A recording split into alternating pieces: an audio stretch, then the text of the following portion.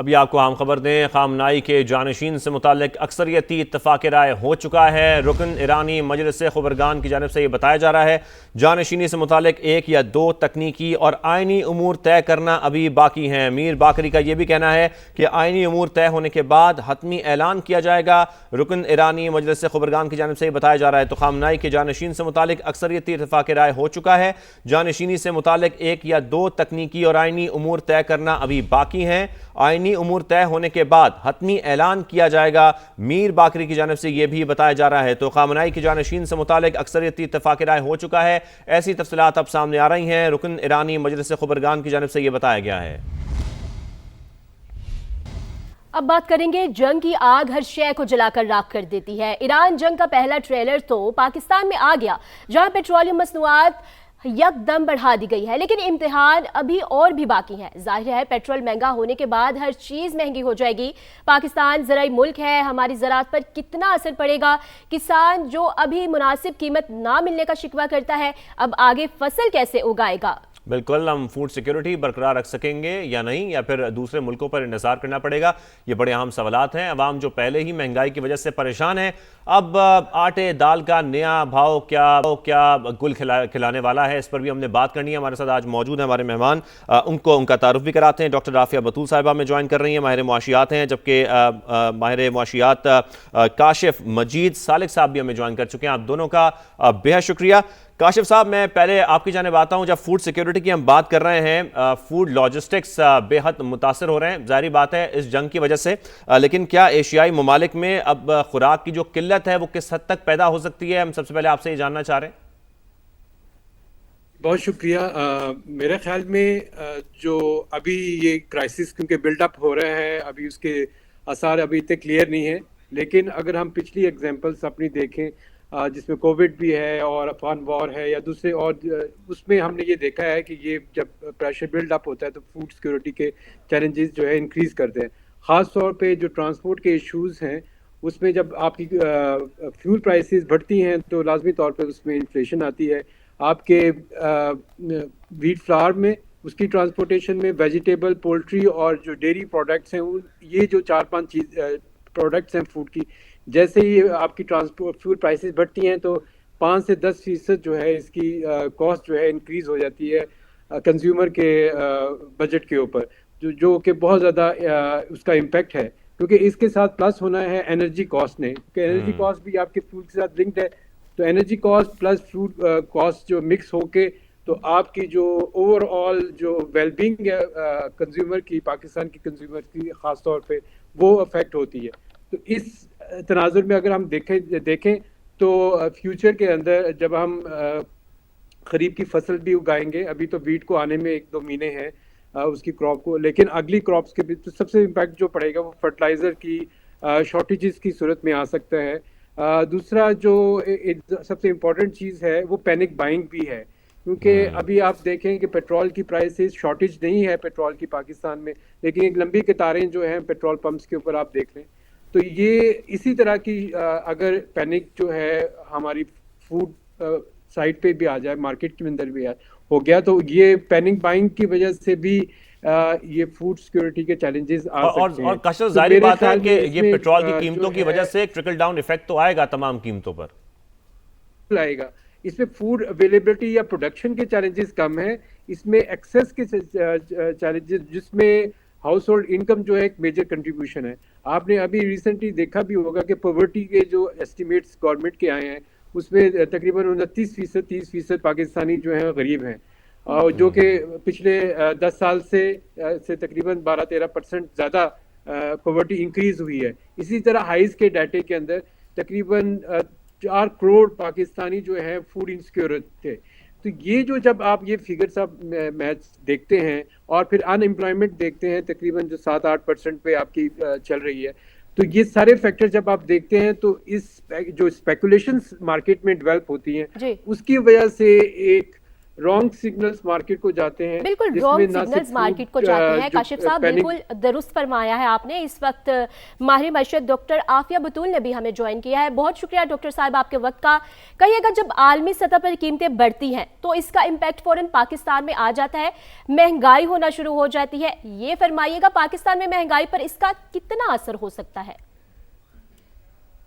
کہ پاکستان کی معیشت کی جو بہت بڑی حد ہے وہ درآمدی توانائی پر منحصر ہے. اس لیے جب عالمی منڈی میں خام تیل کی قیمت بڑھتی ہے تو اس کا اثر فوری طور پر ہماری معیشت پر آتا ہے. اس کی وجہ یہ ہے کہ پیٹرول اور ڈیزل صرف ٹرانسپورٹ ایندھن کا حصہ نہیں بلکہ یہ پوری طرح معیشتی پیداوار کی لاگت کو متاثر کرتا ہے.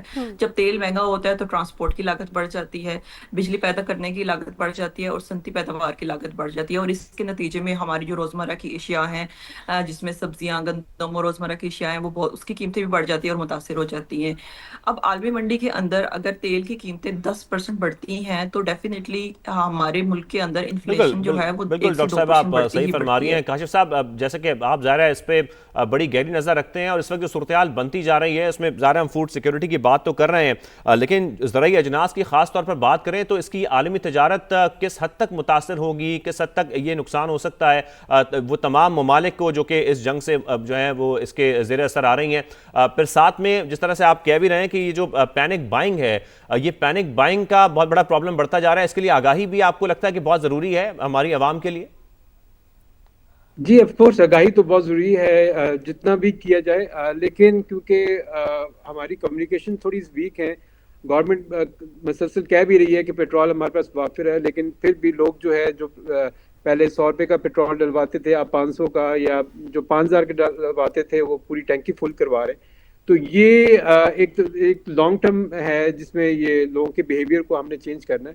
لیکن آف کورس جو چینلز ہیں جو فوڈ کی سپلائی کے, ان کو اگر ہم اوپن رکھیں گے اور مارکیٹ کے اندر ہم اس کی وافر مقدار کو انشور کریں گے کہ ویجیٹیبلز آپ کے اس کے اندر کاشف صاحب ایک بات یہاں پر کلیئر کیجیے گا, ہماری جو لوکل پروڈکشن ہے زرعی اجناس کو لے کر وہ کس حد تک ہمارے لیے فائدہ مند ثابت ہو سکتی ہے ایسی صورتحال میں؟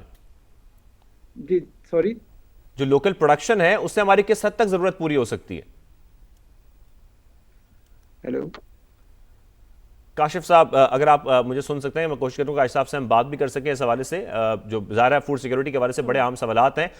رافع صاحبہ میں آپ کی جانب آتا ہوں, جب تک ہم ذرا اس حوالے سے بات کر لیتے ہیں. جیسا کہ آپ فرما بھی رہی تھی آلریڈی, کچھ ہم یہ بھی جاننا چاہ رہے ہیں کہ جیسا کہ اس وقت فوڈ سیکیورٹی کا مسئلہ ہے, پھر وہ کون سے ذرائع ہو سکتے ہیں جنہیں حکومت استعمال کرتے ہوئے عوام کو کم سے کم تکلیف اور زیادہ سے زیادہ ریلیف پہنچا سکتی ہے؟ آپ کو کیا لگتا ہے؟ بالکل یہ جو کرنٹ سچویشن ہے اس کے یہ حکومت کے لیے بھی بڑی پیچیدہ سی سچویشن بن گئی ہے, کیونکہ اس طرح سے ایک طرف سے جب عالمی قیمتوں میں اضافہ ہو رہا ہے تو پھر اس طرح سے حکومت کو بھی بہت سارے فیکٹرز کو نظر میں رکھنا پڑتا ہے. IMF کے جو پروگرامز ہیں ان کے تقاضوں کو بھی پورا کرنا پڑتا ہے.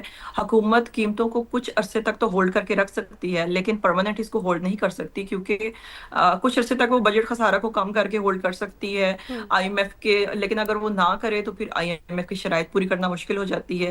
تو اس طرح سے کچھ عرصے تک تو یہ چیزیں ہولڈ ہو سکتی ہیں, لیکن لانگ ٹرم پلاننگ ہمارے پاس نہیں ہے, تو ہم لانگ ٹرم کے لیے ان قیمتوں کو کبھی بھی کنٹرول نہیں کر سکتے. ڈیفینیٹلی پھر اس کے نتیجے میں قیمتیں بڑھنی ہی بڑھنی ہیں. تو اس کے لیے حکومت کو یہ چاہیے کہ بالکل ڈاکٹر صاحب آپ صحیح فرما رہی ہیں, لانگ ٹرم پلاننگ کرنے کی ضرورت ہے. کاشف صاحب اگر آپ تک میری آواز آ رہی تو میں یہ آپ سے جاننا چاہ رہا تھا کہ اس وقت پاکستان میں جو لوکل پروڈکشن ہے ایگریکلچر کو لے کر وہ ہمیں کس حد تک فائدہ دے سکتی ہے ایسی صورتحال میں جب ہم دیکھ رہے ہیں کہ جو ٹریڈ ہے وہ کافی حد تک متاثر ہوگی؟ ہیلو, اگر آپ میری آواز سن پا رہے ہیں؟ جی کاشف صاحب فرمائیے گا. ہیلو جی میری آواز آ رہی ہے؟ جی کاشف صاحب فرمائیے, آپ کو ہم سن رہے ہیں.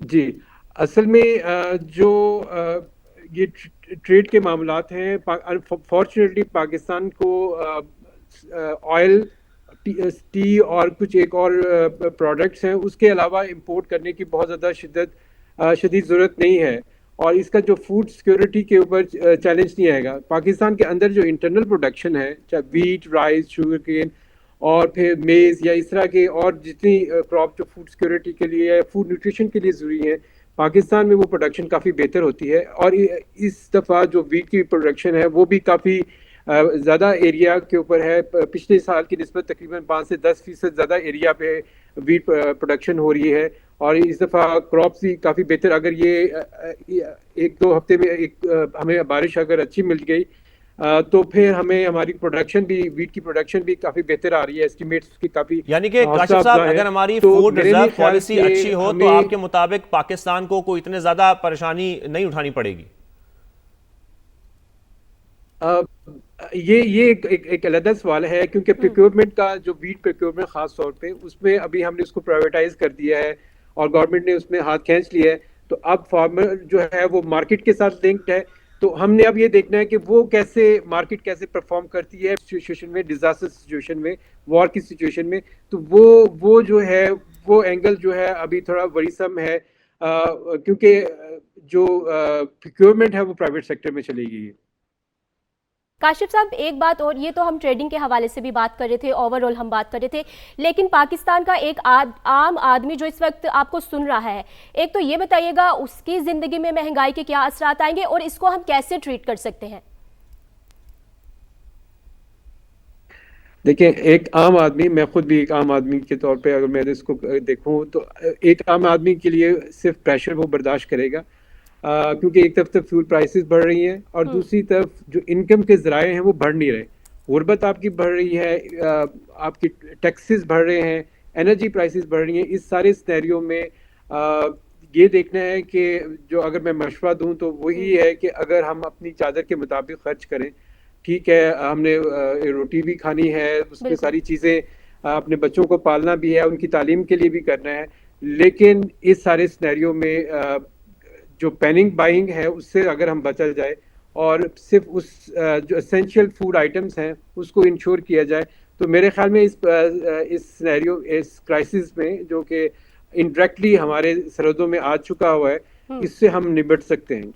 صحیح ہے. رافع صاحبہ میں آپ کی جانب آؤں گا. ایک تو حکومتی اقدامات پر بھی ہم بات کر رہے ہیں، پھر عوام کو ریلیف دینے پر بات کر رہے ہیں، اس پر آپ کیا کہنا چاہیں گی؟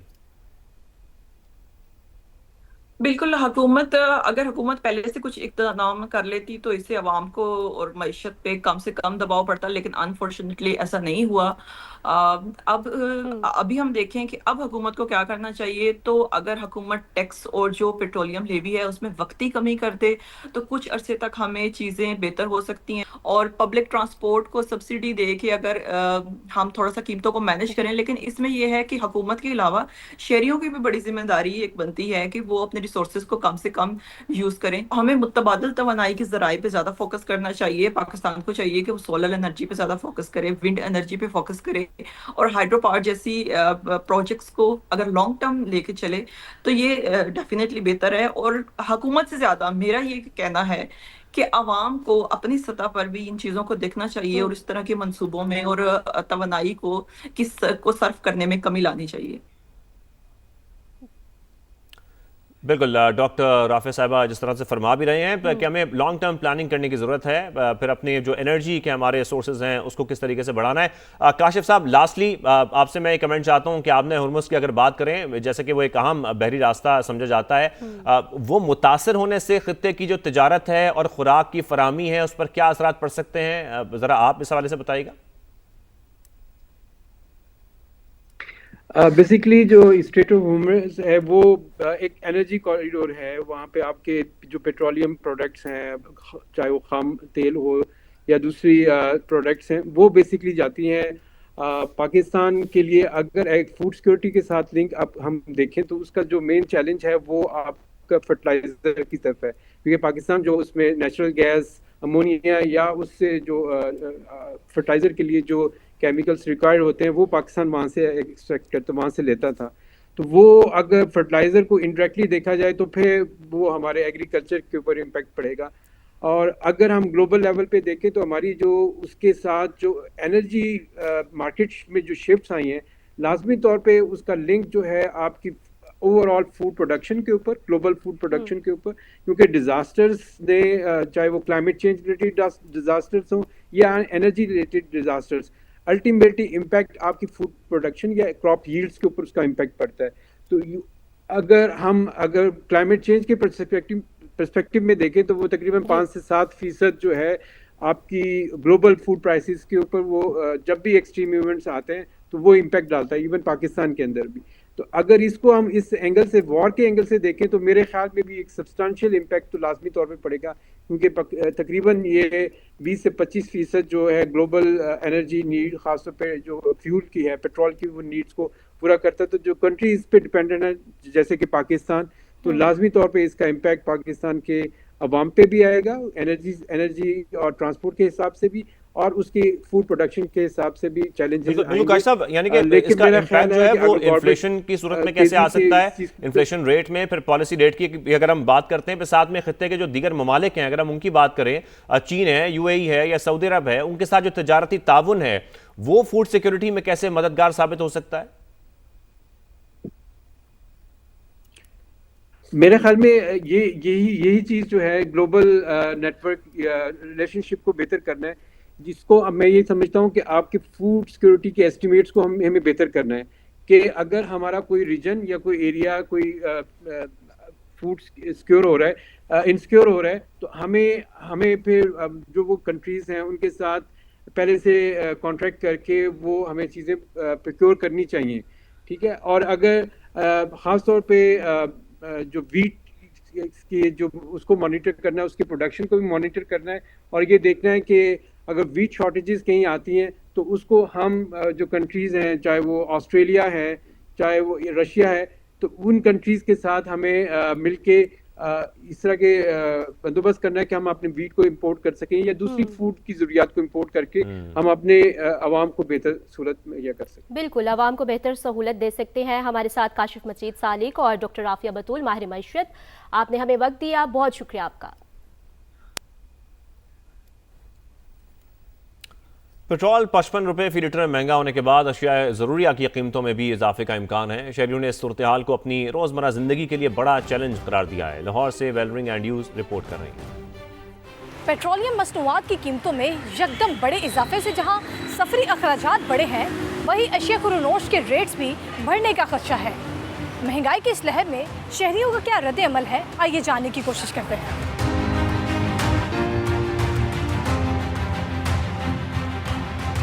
पेट्रोल महंगा होने की वजह से खाने पीने की अशिया पहले ही महंगी है, रमज़ान की वजह से हमारे पाकिस्तान में, और इसकी वजह से इन लोगों को तो और मौका मिल जाएगा। बड़े इन्वेस्टर्स हैं, इन्होंने चीज़ों को महंगा कर देना है, किराए बढ़ जाएंगे। रमज़ान शरीफ है, इसलिए पहले भी घरेलू बजट आपको पता है कि हाई जाता है।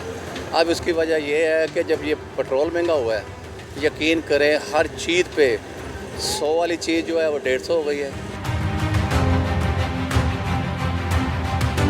पेट्रोल बढ़ा तो महंगाई और बढ़ेगी, घर का बजट बहुत कम है, इसलिए गुजारा करना मुश्किल होगा। खर्चा तो बढ़ गया है, सारा बजट ही अपसेट हो गया, और सैलरीज़ वाले जो हैं, जो ऑब्वियसली जो जॉब्स करते हैं, उन बेचारों की जॉब तो नहीं ना ज़्यादा, वो या तो आप कहें ना सैलरी भी इंक्रीज़ हुई है, सैलरी वहीं की वहीं है।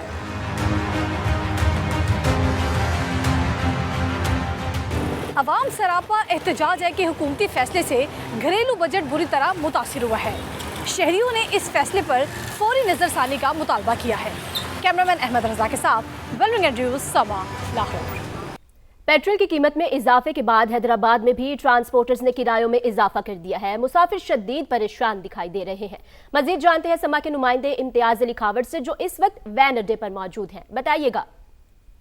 जी हाँ, बिल्कुल। पेट्रोल की कीमतों में इजाफे के बाद हैदराबाद के शहरी शदीद परेशान दिखाई दे रहे हैं। मैं इस वक्त मौजूद हूँ लतीफ़ाबाद यूनियन नंबर 7 में, और मेरे अकब में आपको यहाँ से जो है बस स्टैंड जो कि गैरकानूनी तौर पर कायम है, वहाँ पर किरायों में इजाफा कर दिया है। वैन जो है हैदराबाद से कराची का किराया 500 रुपये लेती थी, तो इस वक्त जो है 600 से 700 रुपये शहरियों से वसूल किए जा रहे हैं, मुसाफिरों से वसूल किए जा रहे हैं। इसी तरीके से कार की अगर बात करें तो 1000 रुपया किराया हुआ करता था, आज जो है वो 1500 रुपये से 1400 रुपये जो है मुसाफिरों से लिए जा रहे हैं। इसी तरीके से हैदराबाद के जो मुख्तलिफ जो बस स्टैंड हैं वहाँ पर भी यही सूरत हाल है। मीरपुर खास में भी 450 रुपये किराया था, तो इस वक्त जो है 600 रुपये किराया शहरियों से लिया जा रहा है। मुसाफिर जो है और हैदराबाद के शहरियों ने मुतालबा किया है कि किरायों की कीमतों को फिक्स किया जाए ताकि हम बआसानी तरीके से जो है सफ़र कर सकें। जी